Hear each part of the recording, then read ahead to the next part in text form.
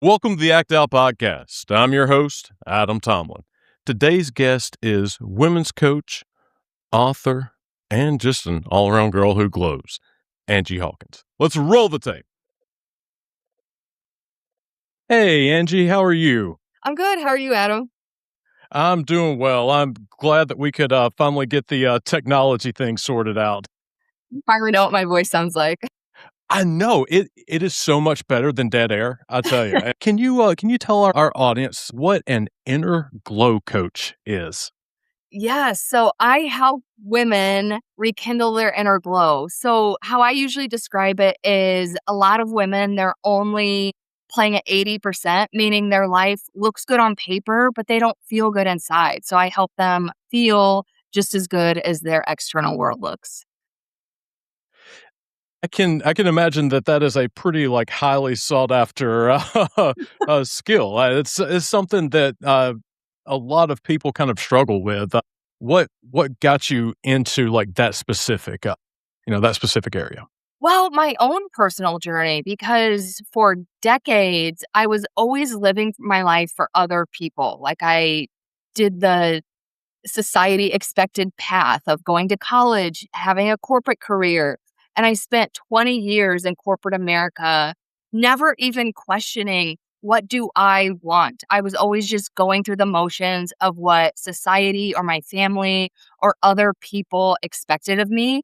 And my life looked great on paper. I have a great LinkedIn profile, all of the other things, but I always felt like something was missing. And the thing was doing the things that were true to me. And it is Mhm. hard to make that change and go against the grain of society. But once you get over that transition, the other side is amazing. Because I used to live my life in a space of, I didn't even think happiness and fulfillment was something that was available to me. I was like, that's just how life is. You just trudge through Mhm. and you don't necessarily have to be happy. But now I live in this space where I'm happy and fulfilled most of the time. And that doesn't mean I don't have challenges or struggles or anything. It just means that I handle life a lot differently and it just feels a lot more exciting. And best of all, it feels like mine because I don't live my life for other people anymore. You said, a lot of interesting things there, but one of the first things I really, picked up on was that, you had everything on paper, Yeah. that you should be happy, but you didn't even realize that you weren't following your own dreams, but, kind of societal expectations. I was in that exact same boat. Yeah. How do you think or why do you think so many people kind of fall into that trap? Well, the way I always describe it is, we're all born with this light inside of us because you see like little kids, like maybe 6 years old, they're like screaming, they're running around, like they are so unfiltered. They do not care what anyone thinks. But I think it starts in the family system, then the school system, and then you have these larger societal systems. All of these things tell you what you should or should not do. So that slowly starts dimming your light and you stop questioning, what do I want? And you start fitting into these outside rules because you want to belong and want to be connected. And you know what I mean? So you have that Mm, fear of losing connection or going against the grain, but then that conditions you to stop caring about what you want. And a lot of women that come to me, they've also lost a lot of self trust because they've learned to trust all these things outside of mhm. themselves. So you just become conditioned that, well, my opinion doesn't matter because I need to fit into everything outside of myself. And you can achieve a certain level of success that way. Like I certainly did. But then I just came to this point in my life where it's like, I am not happy and I can't continue living this way. Yeah, I think that, it took a very long time for me to realize, one of the big reasons why I didn't trust myself was because I had no idea what I was feeling, inside my body. I Yeah. didn't know what my, body was trying to tell me. If I was all, worked up or something, I just assumed that I was irrevocably screwed up, it Yeah. wasn't something making me nervous or something that, I could deal with. It was, completely opposite of that. No, that's so true because I think men are taught to suppress like anger or like men don't cry or things like that. But women are also conditioned to suppress their emotions because you've probably heard like, oh, you're too emotional or you're making too big of a deal about of it out of it. So women are also conditioned to suppress emotions. And that's the result, right? Because it's like, oh, well, someone outside is telling me that I'm overreacting or shouldn't be feeling this way. So you start overriding your own guidance system. Cause like we all have intuition. We're human beings. We all have feelings, but we start overriding all of our humanness for things outside of ourselves. It is so interesting that you said that because I can remember being, like, in elementary school and, like, getting, and, like, being really happy about something and, like, wanting to, like, express joy, but, like, thinking, "No, like, people are gonna judge me."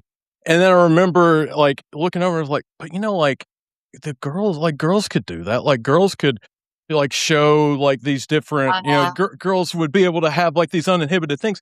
But it didn't really cross my mind that girls were just as conditioned to suppress as boys, but from a completely yeah. different, like. Different things, or even I hear this from a lot of females, like, we weren't really taught to speak up for ourselves when things were uncomfortable, so Mhm, I there's so many commonalities between the genders, like, we were taught to suppress emotions, but I think the emotions that we were taught to suppress are just different. There's the nuances are just in the different kinds of emotions. Yeah, because that's a really good point. Or, like, in my home, I wasn't allowed to celebrate my wins because my mom would be like, "Oh, you'll make the other kids jealous," or even as an adult, I remember there were a few times where I was, like, all happy about something, and then she would rain on my parade because she was like, "Oh, you're taking away from other people's success," or whatever, you know what I mean? So, I feel like hmm. that's a common theme in a lot of people's lives.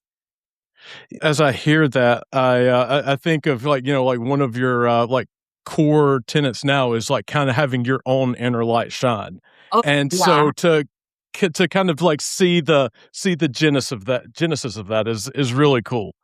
Yeah, So. because we all have, like, a uniqueness, so why wouldn't you want to celebrate it? Even if, for example, there's other like, I call myself an inner glow coach, but the actual, like, what I'm doing, there's a lot of other coaches like that, but I actually have peers, like, we are friends with each other, we collaborate with each other because we don't see it as competition. It's like, you can actually do more when you're united, but somehow we're taught to, like, see someone else's competition if they're doing the exact Mhm. same thing. So it's this zero sum mindset where if there Yeah. is a victory for you, it is automatically assumed that I have somehow lost because you won, therefore I lost. But you're right. I don't see life as a zero sum game, Yeah. and especially someone's own self improvement. Like, you getting better does not make me smaller or anything else. It just makes you stronger. And, like, why would we not want to celebrate that? Yeah, there's this saying, I heard Tony Robbins say it, I don't know if it's his original saying or if he got it from someone else, but there's 2 ways to build the tallest building in town. You can either build your building taller than everybody else's, or you can build your building and then tear down everybody else's. So, it's kind of the same concept. I was wanting not to like the same because, I'm not a very big Tony Robbins fan, but I was like, "Dang, that is actually really solid." That I Yeah. like that Well, it might analogy not though. be his It's original quote, I don't know, I just heard him say it. that is that is one of the things that, like, I kind of, like, gauge how strong of a person is, and that is, what do they do with power? Do they lift people up or tear people down? And I Exactly. I think that can tell you a lot about someone. Agree. And another way to phrase this is abundance versus scarcity, because I think a lot of times those terms are used in terms of money, and it can be Mhm. obviously, but how you do one thing is how you do everything because money is just energy. So, power, anything else, it's like, yeah, are you lifting people up and inspiring people? Or are you tearing them down? It's really interesting that money is energy. Can you kind of expand on that a little bit? I don't think I've heard a phrase like that before. Well, because a lot of people think of money as transactional. And in all fairness, it is because you can't pay your bills with love and light, you know? But at the end of the day, money is also about like receiving and circulating because again, how you do one thing is how you do everything. So if you have an abundance mindset with money, you have that abundance mindset for the rest of your life. So for example, I have an abundance mindset with money, meaning like for example, I just had an unexpected expense with my car over the weekend. But I looked at it as I'm supporting this auto shop. and whatever goes out will come back because I Mm. receive and circulate money just like I receive and circulate my own inner glow to inspire and uplift people. So, it's just It like is how you live your life, basically. It's so interesting, though, that perspective switch and how powerful that can be in kind of like setting your reality, so to Yeah. speak. I mean, because if it were me, I would not be having this positive attitude about the unexpected mechanic bill. But I didn't think about it of like, this is actually I'm supporting a small business and, that whatever's gonna come back to me. I do like that, but, do we have a timetable on, like, when it will come back or anything? Oh, no, I don't, like, ever do that. I have seen, like, because I do follow some manifestation people, and sometimes they will do Mhm. challenges, like, $1,000 in 24 hours. Yeah, I'm not big on that because I don't know, like, divine timing isn't a date on a calendar, so, no, Mhm. I don't really go by the date. That kinda reminds me of the preachers that I used to watch on, like, the public access channel, yeah, very, like, late at night when I couldn't sleep, it's like, "With just this $10 donation, Oh, God yeah. is gonna turn this into $1,000 if you believe it." Somehow the pastor would always get the $1,000 and I would Yes. end up with 0. I don't know how that worked out. How long have you been a women's coach? Just over a year now because through my own journey, because I hit an emotional rock bottom about 6 years ago and I invested into myself. I hired a coach and I went through all of this work personally, which was not an easy road, but I got to the point where I started questioning what do I want? What makes me feel good? What's aligned with my ideal life?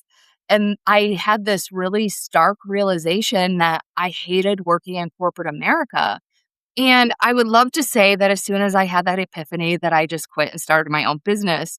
But I had all these excuses because I was making good money, I had the benefits, so it wasn't necessarily an easy transition, but I'm a firm believer that if you're not on your life's path, then life will force you onto that path in a way that you Hmm. not find very pleasant.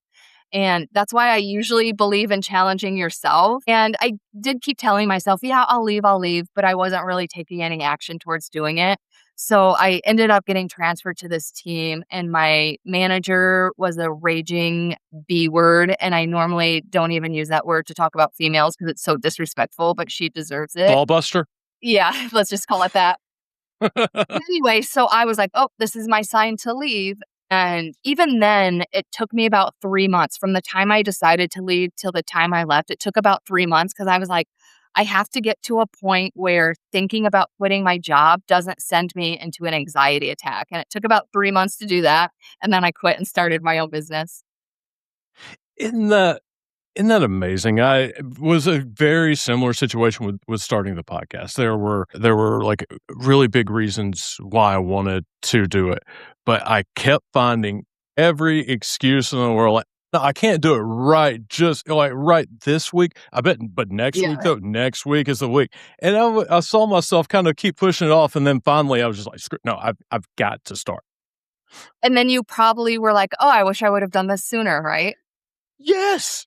I was like, I got upset at myself for a while. I was like, Yeah. you know what? If I would have I could have been, like 2 months further along right now if I would have only just listened to myself. Yeah. But that being said, I don't think I'm going to learn the lesson. I'll still I'll still ignore myself for a while. Yeah. I mean, it's those fears though, right? Because you were probably like, what if it fails? I don't know what I'm doing. And all the things we try to tell ourselves to talk ourselves out of things. That I think you hit something really strong there, and that is, like, if I fail, like, it's gonna I think I imagined some, like, public shaming or something as if I was gonna be, like, having Yeah. forced to wear, like, the scarlet letter of failed podcast hosts. I don't know how that would pan out, but I'm assuming that it would have been something like that, but the the more that I thought about it, like, I kind of realized that I if it were going to, like, fail like that, I'll put that in air quotes, it was gonna be so small that, like, that town square would be like a town of 1, and it would be me pillaring myself the whole time, and Yeah. so So true. maybe I Because should we're just start. usually, yeah, our own worst critic. But yeah, that's just it, right? Because the stories that we play in our head of like how horrible things are going to be, like, even if it did, yeah, to your point, quote unquote, fail, it would have been as bad as, like, the vision you had in your head. And it also said something that, like that you had kind of worked for like doing the 6 years and stuff, but you did it, you put in the work yourself. Yes. I think that is very, very important. If you are going to work with a therapist, a coach, anything like that, they better have done the work and better be doing the work themselves. Yes, absolutely. Well, and especially because, yeah, like, I can get all the certifications in the world, but that's just information, right? Like, you don't know until you actually practice it in your day-to-day life. So, yeah, I definitely have live experience. What kind of certifications, like, did you Basically, School of Hard Knocks. I actually have that on my LinkedIn profile. I graduated Really? from the School of Hard Knocks. Yeah. My grandmother would say that to me all the time whenever I was growing up, so it's kind of a homage to her. I honestly, if you think about it, and I did think about getting coaching certifications, but I thought about, because I have a college degree, and I actually like thought about like how valuable was that in my work experience? Not very much, right? Yeah. It's just a piece of paper. And I feel like Mhm. also in talking to other coaches and seeing like their certifications and what they're doing, I'm like, I can do the exact same thing because I have the lived experience. So, yeah, that's how I feel about it. I don't feel any less than other coaches with a gazillion or even one certification. I was a political science major, so, like, I would set myself up to, like, not have anything to fall back on. In hindsight, like, I didn't see many political scientists, like, running around, but, like, when I made that decision to major in it, so I don't really know what was going through my head, but, yeah, no, I definitely haven't used it. Yeah, I don't know if political science major is still the same way, but when I went to college, political science majors were either basically undecided, but just wanted to pick something, or they wanted to be lawyers, and that's just what they were doing until they applied for law school. So it's like one to the other. Gosh, this is so embarrassing. My game plan was to go to college, and as soon as I, graduated from college, I was going to go back to my hometown of, like, 10,000 people and run for mayor, and then use that as my platform to become senator from the town of, like, 10,000. That's actually like a really cool vision, though. And now I'm a podcast host, so you can tell that it didn't quite pan out for me, but, I don't think I could just tell by talking to you, you're not the politician type. You know what I mean? thank you. That is actually a huge I I would have, like, taken that as the, like, worst diss, 15 or 20 years ago, but, like, hearing that now, I'm like, "Oh, thank goodness." You know? Because you're too real. Like, you can't talk like this when you're a politician. Isn't that sad? It is. Like, the one job that you would think you would want someone to just be able to, like, tell you how it is, you're like, "No, no, no, you would never be able to be you'd never be good in politics." I know. But, so how did you, like, finally, you jumped in, you're like, "Hey, I'm gonna do it. I'm gonna become the coach or gonna become a coach." I can imagine that that was a, like, very difficult decision for a lot of you had the stable job and all, but to go from that stable foundation to complete, like, instability, can Yeah. you kind of talk about what it was like to go from, like, that point of, like, security but unhappiness to Yeah. the insecurity, but, "Hey, there's some potential here." Yeah. Well, first of all, you hit one of the main points because, again, it took me 3 months to go from just even having the thought, "I'm going to quit." It would send me into a total anxiety attack. And so I had to start thinking about my reason why.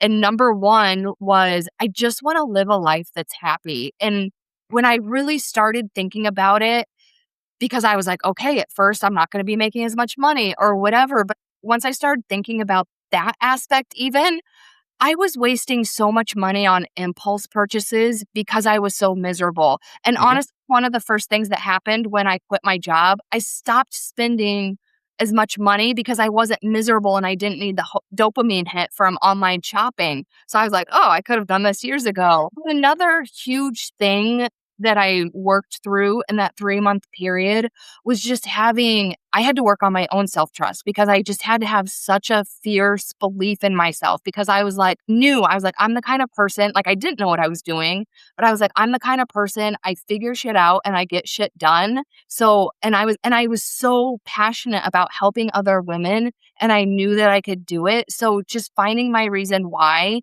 and having that fierce belief in myself, I got to the point where I was like, why wouldn't I quit my job? So, and again, it was a process. And because I had already done so much inner work, it only took 3 months, but change takes time. How would you have defined happiness before, like, say, but before you started working with your coach? How would you have defined it? Uh, Probably by a dollar amount, which even then, logically, I would know sounded ridiculous because I will never forget, like, when I first started working in corporate America, my number one goal was to hit 6 figures. I was like, once I hit 6 figures, then I've made it. And then I hit 6 figures, and that dopamine hit lasted maybe a few days, like, maybe a week, and then it's like, now here's my next goal. And it was like, it was never enough. Like the money never fills the void. And so now it's again, like money is nice because obviously it pays your bills and, you can have nice things. But ultimately, what matters to me is that in our happiness and fulfillment, and that gets filled by you, like nothing outside of yourself. So that was you kind of jumped it, but like, how do you define happiness now? Yeah. So that's like what I call your inner glow because through working with my coach, over time, I just started like feeling this warm energy in my chest. And I started to have this conscious realization. I was like, I do love myself. I do respect myself. I do trust myself. And so that's how I came up with the name Inner Glow because like that's how it feels when you're just so excited about who you are and your own life. And when you're in that state, you just really stop giving a shit about what anyone else thinks because when I started living by my own rules for life, that's when I became excited about my life and happy with who I was. But when I was living for society and corporate America and everyone else, I felt like I was in the rat race, like always chasing the next raise and promotion. So I think that if you and I sat down 5 years ago and we're having this conversation, but you'd already done the work and you're his current self, I would have been intimidated and scared. Well, what it is that like there's something about like when someone is secure in themselves and you can see that strength, if you are insecure and you feel weak, that like security from that other person is a giant mirror and is just like letting you know, like, hey, you're really weak. You're really weak, And that was, I think that's where the discomfort would have come from. Like every time you would have said something, you would just have been reminding me of like how weak I was. First of all, I appreciate your vulnerability. And second of all, actually, that's the lesson I learned in corporate America because I'm just going to be controversial for a second, but I understood a lot more about corporate America once I left. But when I was insecure and had very low self worth, I was thriving in corporate America. But when I started to do the work on myself and started gaining that confidence, people started hating me, which was one of the reasons why I think my manager hated me so much because like I didn't do anything. She actually even recruited me to her team. And then that she would just like, yeah, be evil. And I remember one day, the day it got worse and there was like a point of no return, we were having a conversation and I said something about I was like, I do one thing a day that brings me joy because, I deserve to be happy, whatever. That triggered the shit out of her. And from that day on, she was like so mean to me. And I was like, yeah, I was like, I just triggered her insecurities because I could tell she wasn't happy with her life. I don't know what was going on in her personal life. So that's actually a really vulnerable reflection. So I appreciate you for sharing that. Oh, well, thank you. I feel very strong now. It's the only Yeah. reason why I can't say it. But that is actually interesting, though. Like, there is now a feeling of security in myself to where I don't mind being like vulnerable. That's vulnerable to me now is it's almost like a pathway to connect with someone. Yeah. It's a way of getting stronger. I wish more men understood this. I was actually having a conversation with a male friend last week, and because we were talking about how a lot of men aren't masculine anymore. And he was saying it's because they aren't open with their emotions, and not saying you have to be like a crying sap all of the time, but just being a little connected to that vulnerability and your feelings and being able to say something like that actually made me respect you more as a man. You know what I mean? And I think most men don't realize like that's how it comes off to other people. So and well, at least with me, and a lot of guys I know, there is there's like you need to be logical, like take Mhm. emotions out of it. We just Yeah. have to use our logic brain. But the more work I do, and the more like connected that I feel like with my emotions and my feelings, I feel like I can be more logical as long as I am connected to Oh, my feelings and emotions. I love that. Well, and that actually makes sense, right? Because your mind and body are connected. So, yeah, that makes a lot of sense to me. It's interesting that you said that your mind and body are connected. So, for the first, 6 months of my therapy, it was very much like just trying to find where sensations were in my Mm. body and, like, "Hey, what is your body trying to tell you?" Like, I tell people that, like, for the first 6 months, my brain and my body were just trying to connect, uh, for what I thought was the first time, but, I think that they had been connected at birth and then just kind of, like, slowly kind of moved that way, but very much so, though. There was such a big disconnect. And you know what's crazy? Because I don't know if you still struggle with this. I still struggle because I do the same thing. If I'm feeling a certain way, I'm better at identifying it in my body, but I will ask myself, like, what emotion am I feeling? Oh, this isn't my water bottle. I even have a water bottle, not this one. Have you ever seen the emotion wheel? Mhm. Like, I'll even, like, look at my water bottle sometimes because I have such trouble naming the emotion. It's funny that you said, like, I definitely do that, and I also try to get my feelings to talk to me. I I do that will, like, too. sit down and just like, "Hey, man, I'm feeling some tightness in my chest," or something like, Is there something that you wanna tell me? Like, what's going on?" And if I can just, like, sit with myself and sit with that, like, uncomfortable feeling for a little bit, I usually feel a lot better afterwards. Yes, I'm so glad you said that. I actually just made a YouTube playlist on anxiety, and that's one of Mm, the things I was talking actually, the name of the playlist is You plus anxiety equal BFF because the whole key is being friends, because usually when you mhm. have that pleasant emotion, you wanna push it away. But yeah, just like, "What are you trying to tell me?" Like, "I'm here for you." Like, "Let's solve this together." Like, the key is being friends with your emotions.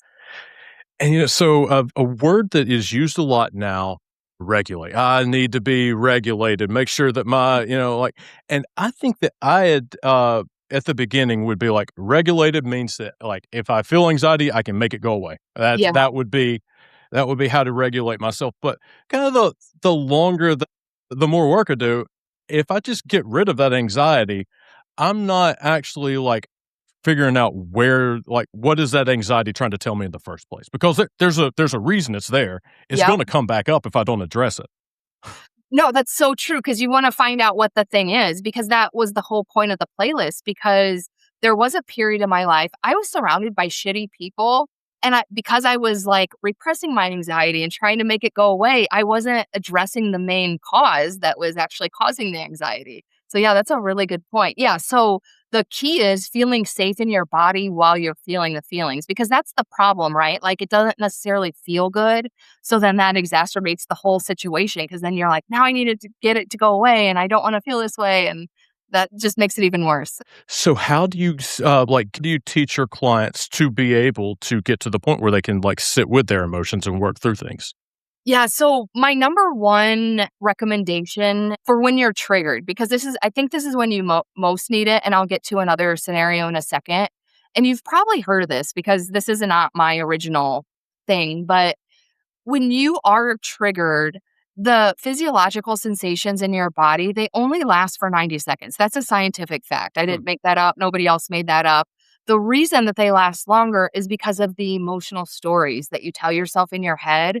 So when you get triggered and you're having that reaction, the the first step is to get rid of the story. And I know that's easier said than done, but the more you do it, the easier it is. And I Mhm. always tell myself it's just temporary, which in all fairness, it is because you do have to address the emotional story later, but you can't do it when you're in that heightened state. So get rid of the story. And then, and this is where knowing where you feel it in your body comes in. Because, for example, when I feel anxiety, I feel it in my chest. So the second step is to focus only on the physical sensations in your body. So Mhm. I'll put like a hand on my chest, and then I also put a hand around my diaphragm or stomach to make sure I'm Mm. breathing. And I actually tell myself, I am safe in my body. I am safe in my body. If I'm at home, which is a safe space, I will like look around because that confirms that I'm in a physical safe space. But I just am reaffirming to myself that I am safe. And as long as you get rid of the emotional story, the physical sensations do go away in 90 seconds. And in general, I always recommend, because I think when we talk about nervous system, people really only talk about triggering moments like that. But I am of the belief you should be treating your nervous system like a baby. Like if you have a baby, you're like, does it need to eat? Does it need to take a nap? Does it need a diaper change? Like you're always on alert. Like, what do you need? And I do that to my own nervous system. Like I'll do check-ins throughout the day. Like, okay, like again, how am I feeling? Do I feel anything in my body? Or sometimes I'll just take a break. I love grounding, and there's a patch of grass outside of my building. So sometimes, even if I don't feel like I need anything, I'll just go ground in nature just to, I call it recharging my nervous system, Mhm. just like you would charge your phone. So there's like simple practices that I think everybody should be doing every day just for that maintenance. Do you do, like, bare feet? Does that kind Oh, yeah. of so Well, it's very much like I just lay in the grass. Like I lay on ah, my back, and then I put like I have my knees bent so that my feet are on the ground as well. But yeah, I think it works just walking through grass barefoot even. mm. I like to like get all in it and really be in the grass. My allergies don't Oh, yeah.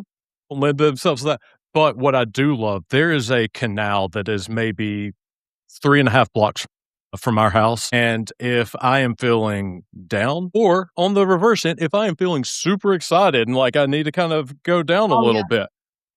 bit, go walk around the canal. It's amazing how regulating water can be, like, up Yes. and down both ways. Yeah. I know. I get in the ocean almost every day, and but the thing about ocean though, it also has a lot of energy. So I usually ground after I get out of the ocean. Oh, okay, I didn't think of it like that, but yeah, like, you're right, there is, like, the kind of the Yeah. constant moving. So it's refreshing, but then I feel like I just need like the groundedness. I don't know. And that's just me. No, no, that makes sense, though, like, I kinda get that. We have a bay and a cape so I live, like, right on the Chesapeake Bay, and we also have a, 3-year-old son, so I'll I'll go to, like, the bays and the capes where they don't have, like, the intense waves as, like, the Yeah. ocean The does. calm waters. And now that you've mentioned it, and I've never really thought about it until you said it, but, like, it is a completely different experience after we leave, like, going from the ocean versus, like, being in the bay where it's more, like, calm in the water. I'd Yeah. never connected that until you said it. That's Well, really even interesting. like during the full moon, you can feel when you're getting out of the water, the like magnetic pull. Cause sometimes like the tide, you know how it comes back once it hits the shore? Like you can feel Mhm. like how that's even stronger during the full moon. So sometimes that even throws me off because it's like, oh, this is kind of jarring. Yeah. I think I'm just really sensitive to energy too, though. That's probably a good thing. Yeah.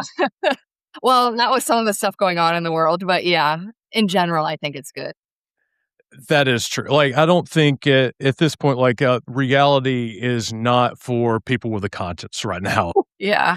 I can imagine that, like, with your clients, you have got a wide range of people who are, like, kind of just, doing the kind of the stuff we're talking about, trying to find, like, the inner glow, but sure you also get some that are like, "Hey, the world is fucking shit right now. Yeah. What how do you deal with that effectively?" Because they are objectively speaking truth. Agree. And this is what I tell people because, there's a lot of fear propaganda and there's definitely a lot of anger in the world right now. So I'm of the belief you can either contribute to fear and anger, or you can contribute to raising the vibration of the universe. So I'm not suggesting that you bury your head in the sand. You obviously have to be informed of things, but you don't have to get pulled into it. And so what I always recommend people to do, because I think where people get frustrated is that on an individual level, it doesn't feel like there's much you can do. So you start feeling helpless because it's like there's so much going on and I can't really do anything about it. But there is at least one thing you can do, and that is send loving energy to the people who need it. And Mm. there's like I've actually found a statistic, because I know sometimes when I say that, it sounds like woo woo and not really grounded. But science and woo woo are really not that far off, because energy is energy. That's based in science and woo woo.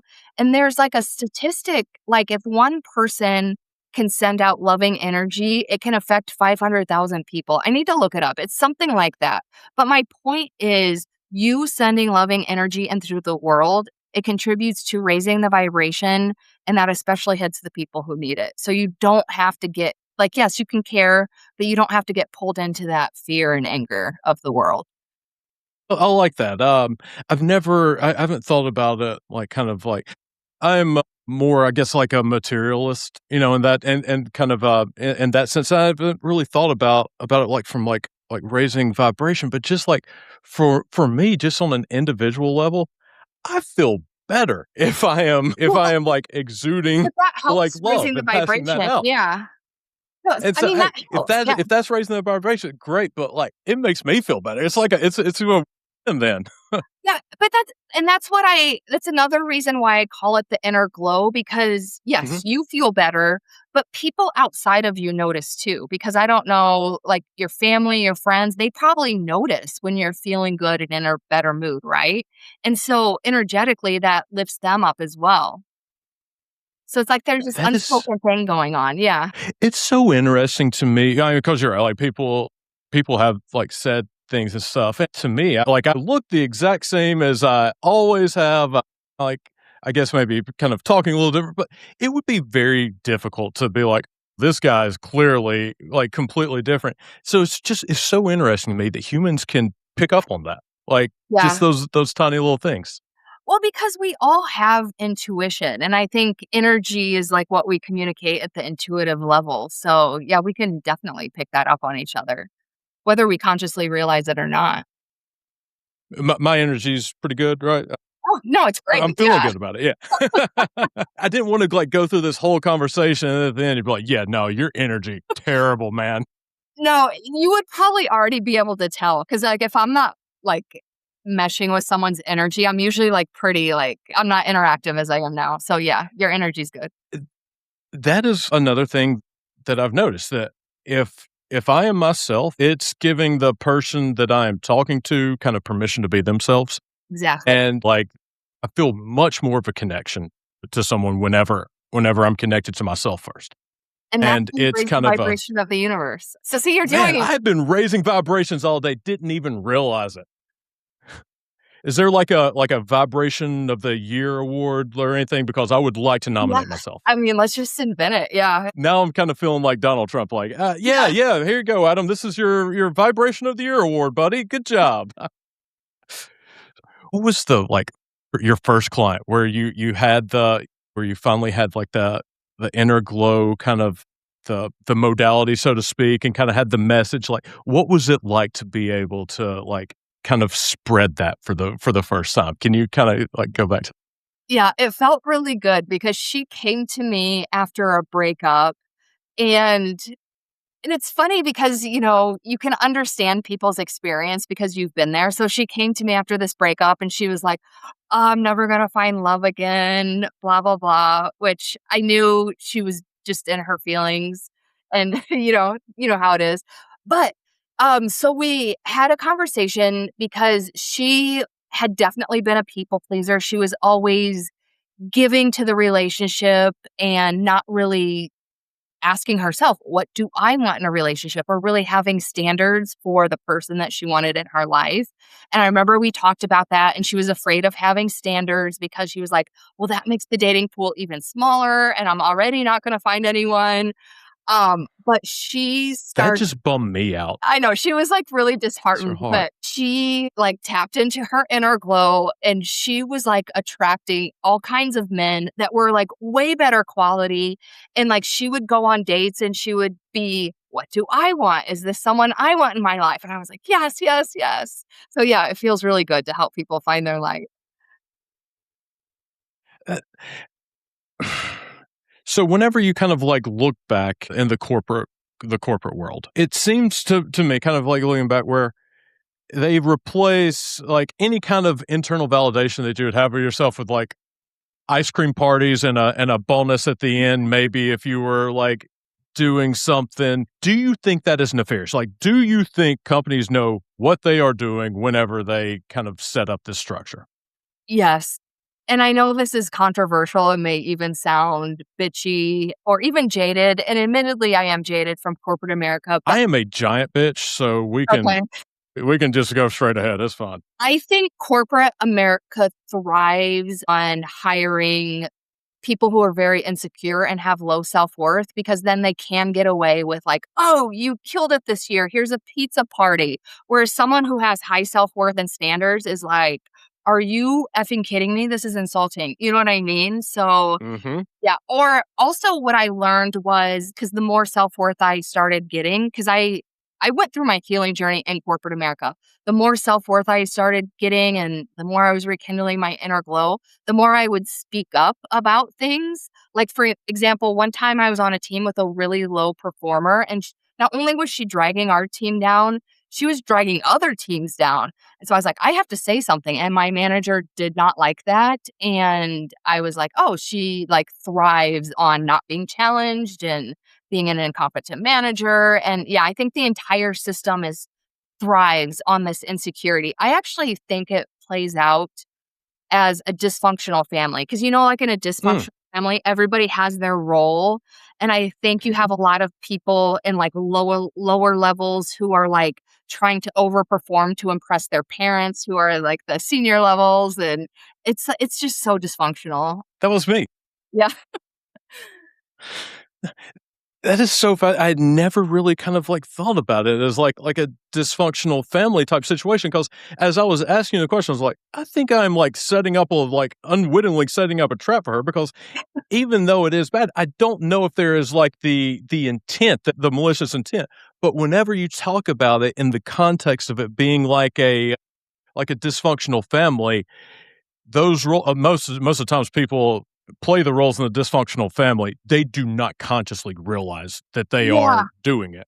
And I will say, on some level, I do think a lot of it is playing out unconsciously, but nobody ever steps out of their role to be like, "Hey, why are we still doing things this way?" or whatever. So, I do think there's a lot of compliance in the people who are aware.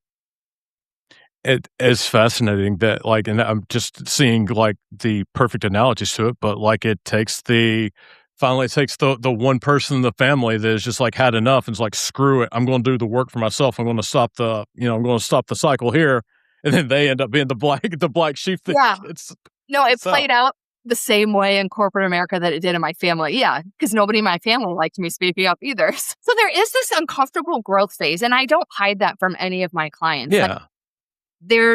well, first of all, just in yourself, you have to face a lot of things about yourself. Like, I had to face how I was contributing to a lot of my problems, and that is not easy. You have to start going against the grain of things. That is not easy. But once you get over that hump, it gets so much better.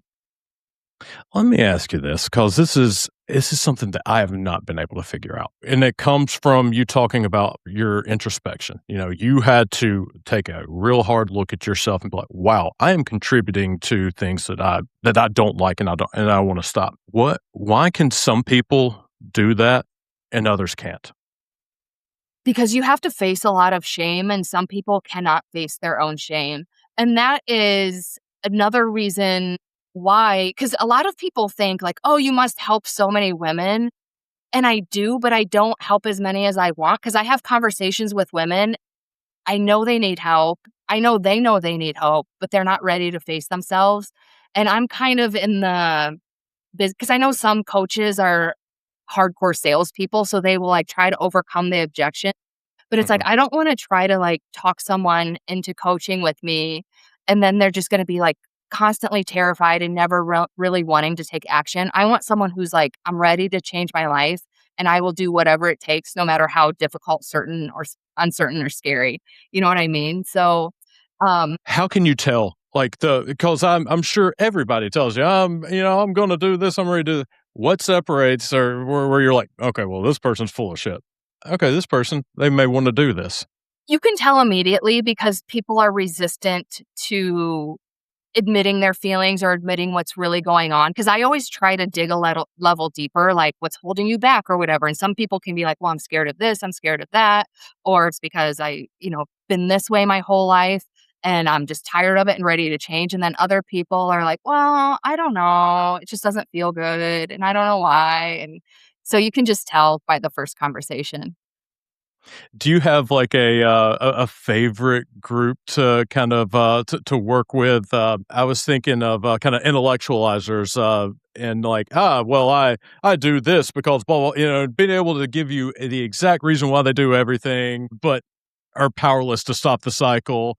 Yeah. Or like neurodivergent folks. Do you have kind of like a It's funny you say that because sometimes self-aware people are equally as hard to work with because they are 100% aware of their patterns, but then they fall into other patterns of, like, either over-analyzing, because you just mentioned, like, "Oh, I do this because XYZ whatever," but then they have blind spots to the other reasons why they're doing it, or, yeah, it's like, so self-aware people can be difficult in another way, but my whole thing is I just wanna work with people who are ready to, like, step up and face the difficulties and challenges and actually change their lives.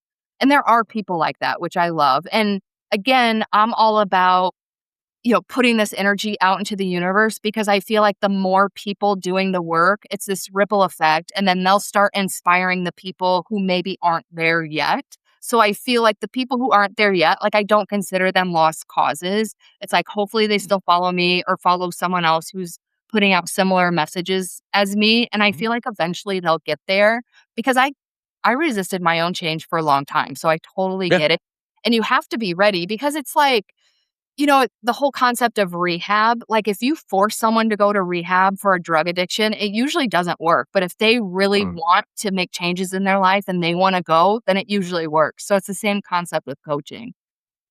I like how you said that just because it's not like I can do this today, that doesn't mean that they're a lost cause. Um, I think I tried therapy 2 or 3 times before I like started working with my therapist now. And looking back on those times, I definitely wasn't ready. It Yeah, was, like somebody telling me, you should probably see a therapist." And I'm like, "Okay, well, if you get off my back, I'll go do it." That's kind of the reason I did it. It took a long time to kind of get to the spot where I'm like, "Okay, it's basically change or die at this point." yeah. And honestly, the therapist that you originally went to and then quit, they could probably tell when they were working with you, like, "Oh, he's not gonna stick with it." Like, you can just tell. Yeah. You can tell when someone's heart is in it. Probably. So I thought I was like, "Man, that she probably thinks I'm like the most the most improved client." 'Cause like every session I would just like, I wonder what she wants to hear today, you know? And that was kinda how I Oh, would gauge it. And yeah, so no, I did not get a whole lot done. And I'm sure she is a fabulous, fabulous therapist and all, but yeah. just if you had me as a client back then, you were not gonna get good work. But yeah, I love that you can admit that in hindsight. But I did the same thing for, like, basically all of my therapies. Like, yeah, I tried therapy, I would try things and they didn't work. But in hindsight, I was like, yeah, but I wasn't really dedicated or committed to doing the work. So I can see why it didn't work. Kind of like looking back, I was gonna be like, "Yeah," and then finally I was like, "Yes, and I am going to change for myself," but that's actually not true. I started therapy, because my son was born, and Mm, I could see that I was repeating patterns that I was like that I had told myself whenever I was a kid. I was like, "I am never gonna do this. I'm not gonna do this." yeah. And then I could see myself, like, starting to go down that road, and I was like, "No." And so I felt like I was a lost cause, but I was like, maybe I can get some tips and tricks to be able to like make it stop with me and maybe my son will be okay. That was Uh, kind of like the impetus.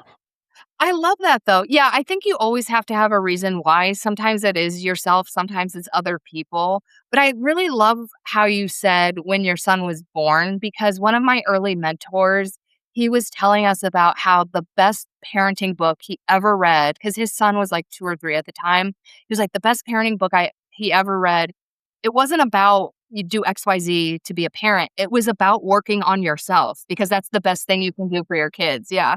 Yes, that's and, it was after that, like, 6 months I told you where it was, like, the very, like, elementary level, like, there was kind of, like, whenever the brain and body connected, that was the point where I was like, "Hey, you know what? Maybe, like, I can work on myself here," like, there's some hope for me yet, I think, so, it definitely, like, sticking with it and just doing those, like, things where, my therapist would, like, ask me how I'm feeling, and I would be really good at giving thoughts, like, "Well, I think blah, blah, Yeah. blah," but I could not give you a feeling to save my to s Yeah, it's hard. Like I said, I still struggle with that. Like, how am I actually feeling? I may have to get one of the cups that you were talking about that had the Yeah, I just feeling have a chart on it. sticker and it's on one of my water bottles. I reference it all the time. Whenever I first saw that, I thought it was, like, one of those, like, astrological like, where they have, It like, the looks like different that. Yeah. and so I was like, "Why in the world does she have, like, astrology in for therapy? This doesn't make any sense," but, yeah, it was me that was way off. To be fair, at that point, astrology and feelings were I had about the same grasp on both, so, like, That's actually like a with funny metaphor if you think about it. you only work with women, right? Yes. Yes, I'm okay, not so opposed to working with men. My well, only thing is now thank you after this great conversation. yeah, because there are nuances, but here's the funny thing, because the coach Mhm, I hired, because I had an emotional rock bottom 6 years ago and I was like, "I need to live my life a different way." I hired a coach. The coach I hired was actually a men's dating coach because I'll explain. I had met him at a healing intensive, and we were connected on Instagram, so I knew he was a men's dating coach, but he didn't teach men pickup artist type stuff. He taught mhm. men how to be the best versions of themselves so that they could attract, a high quality woman that meets them on that level. So he would be talking about authenticity and connecting and things like that. And I really liked his style. So when I got to this point where it's like, I need help and I need help now, like he was the first person I thought of. And he had never coached one on one with a woman before, but, like, it worked out really well, and I feel like I even learned more because he would tell me a Mm, lot of things from a man's perspective, and I was like, "Oh, I never thought about that." Or, like, he would even tell me about things that his men would struggle with in dating, and I didn't realize, like, how stressful dating was for men. So it also gave me a lot of compassion for a lot of the things that men go through. So, yeah, I'm not opposed to working with men. I usually do market to women, though, because I do think I men need do to doing more of this kind of work. Oh, yeah, I wholeheartedly concur. I think this is so interesting, though, that the answer to, like, dating troubles if you're a man, or if you are going through like, a transitional point in your life, the answer is still be yourself. Yeah. I love That's that. the answer for anything. Like, if you go to a career coach or whatever, like, that's what they should be teaching you, regardless of what their niche is. You know, it's so it almost seems kind of, like, backwards. Why do you need a teacher to be able to teach I you how to know. be yourself? Well, so this is what I tell people because I feel like a lot of messaging, especially with self help books, but a lot of other things, it's like you need to fix yourself, you're broken or whatever.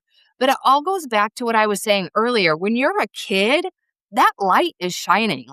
I mean, you've seen kids, like they don't give a shit, but then it starts getting dim. So it's not about fixing yourself, it's about rekindling what's already in you because we've just learned to suppress it and hide it. Even our feelings, like, as a little boy, I'm sure you had all the feelings, but you just learned to override them. It depends on when you ask, at the time, no, absolutely not, I had no feelings, but looking back now, yes, I did have a lot, I was trying my best Yeah. to push them down. Yeah, so just remembering that. So if our listeners want to find out a little bit more about you, I mean, I do personally, so I'm assuming they do as well. Yeah. How can they find you? The best way is my website, which is Inner Glow by Angie. I also wrote a book, which we didn't even get to. So there's information on Oh, my I'm book. so No, sorry. that's okay because the information is on my website. The main two social media platforms I'm active on are Instagram and YouTube. So my links are on there. Okay. There's also information on my coaching program. And I have a special offer for your listeners because I used to Okay. do a free 1 hour call for anybody. I don't have the time for that anymore. But basically, this 1 hour call is my glow method. The G stands for go back to your childhood because usually there's one limiting belief that you have that's spawning all of these other fears and limiting beliefs that you have. So on that call, we find the root of your limiting belief. And even if we don't continue to work together, that's, like, really valuable information to have, like, Very valuable. to either take it on your day-to-day life or go to therapy or whatever, but I have an application on my website. If you fill out the application and say you've heard me on this podcast, then you kinda bypass the whole application process, and I will book you on one of those calls. So, yes, that is my gift Alright. to you and your listeners. And the name of your book is Running in Slippers, is that right? Yes, correct. Okay, and where can people buy that book? Just go to my website and there's a link for my Okay. book, and I have all of the consolidated links because it's available on paperback, Audible, and Kindle, or any audiobook. Okay. Yeah. And we will make sure to have your website in the description below. So feel free to click, but wait until after we get finished talking before you click. Yeah. But yeah, so we will definitely check that out because this has been such a fun Yeah. conversation. Likewise. Yeah, Angie, thank you for acting out with me. Yeah, thank you for having me on.